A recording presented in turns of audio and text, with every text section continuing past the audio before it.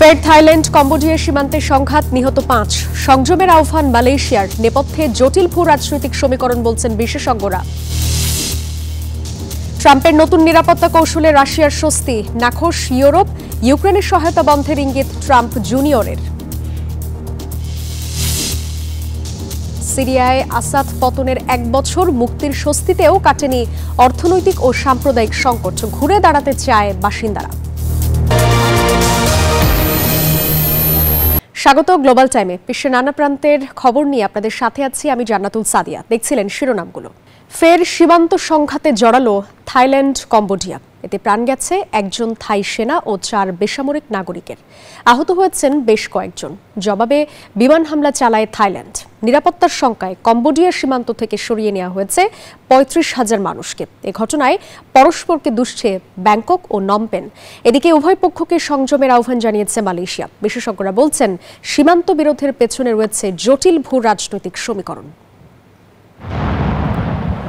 মাত্র ১.৫ মাসের ব্যবধানে ফের সংঘাতে জড়ালো দক্ষিণ পূর্ব এশিয়ার বৈরী দুই প্রতিবেশী থাইল্যান্ড ও কম্বোডিয়া। নয়া এই সংঘাতে বেশ কয়েকজন হতাহতের খবর পাওয়া গেছে। পাল্টা আকাশপথে হামলা চালিয়েছে থাইল্যান্ড। এই ঘটনাকে গেল জুলাইয়ের রক্তক্ষয়ী সংঘাতের পর দুই দেশের মধ্যে সবচেয়ে বড় সহিংসতা হিসেবে দেখা হচ্ছে। এই ঘটনায় দুই দেশই পরস্পরের বিরুদ্ধে সংঘর্ষ বিরতি চুক্তি লঙ্ঘনের অভিযোগ তুলেছে। সীমান্ত এলাকা থেকে সরিয়ে নেওয়া হচ্ছে হাজার হাজার মানুষকে। ব্যাংকক নমপেনের দ্বন্দ্বে উদ্বেগ জানিয়েছে মালয়েশিয়া। উভয় পক্ষকে সংযমী হওয়ার আহ্বান জানিয়েছে দেশটি। বিশ্লেষকরা বলছেন, এটি নিছক সীমান্ত বিরোধ নয়, এর নেপথ্যে রয়েছে জটিল ভূ রাজনৈতিক সমীকরণ।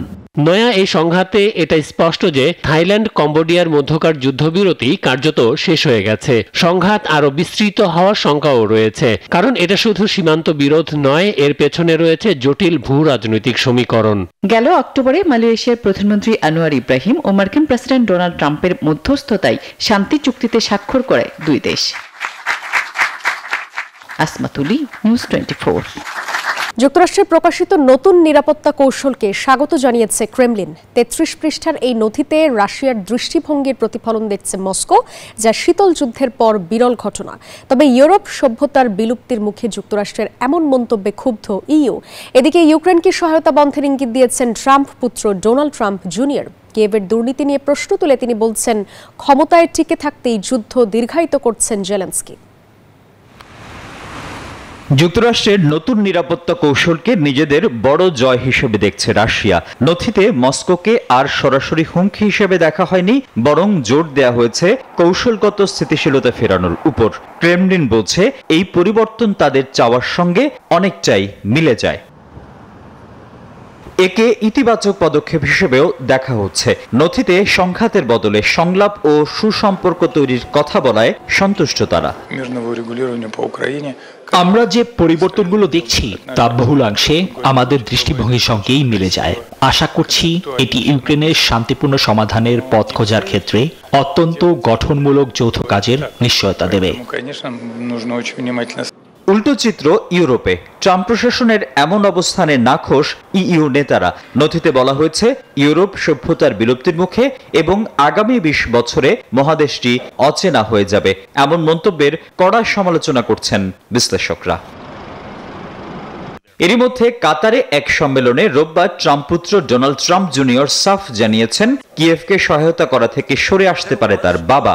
জেলেনস্কি এবং ইউক্রেন সরকারের ব্যাপক দুর্নীতির কঠোর সমালোচনা করেন তিনি। Desk report, news 24।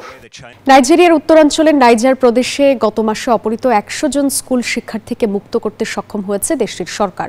রোববার এই তথ্য নিশ্চিত করেছে স্থানীয় গণমাধ্যম। এই অপহরণটি ছিল সাম্প্রতিক সময়ের অন্যতম ভয়াবহ গণ অপহরণের ঘটনা। এর আগে ২১ নভেম্বর নাইজার প্রদেশের প্রত্যন্ত এলাকায় মেরিস ক্যাথলিক বোর্ডিং স্কুলে সশস্ত্র বন্দুকধারীরা হামলা চালিয়ে মোট ১০০ জন শিক্ষার্থী এবং ১২ জন শিক্ষক কর্মচারীকে অপহরণ করে বলে জানায় খ্রিস্টান অ্যাসোসিয়েশন অব নাইজেরিয়ার CNN। এদিকে দেশটির গণমাধ্যম অপহৃত ১০০ স্কুল শিক্ষার্থীর মুক্তির সংবাদ প্রচার করলেও মুক্তির প্রক্রিয়া বা কিভাবে তাদের উদ্ধার করা হয়েছে সেই বিষয়ে বিস্তারিত কোনো তথ্য জানায়নি। এই ছিল গ্লোবাল টাইমের আয়োজনে। এতক্ষণ সাথে থাকার জন্য ধন্যবাদ সবাইকে।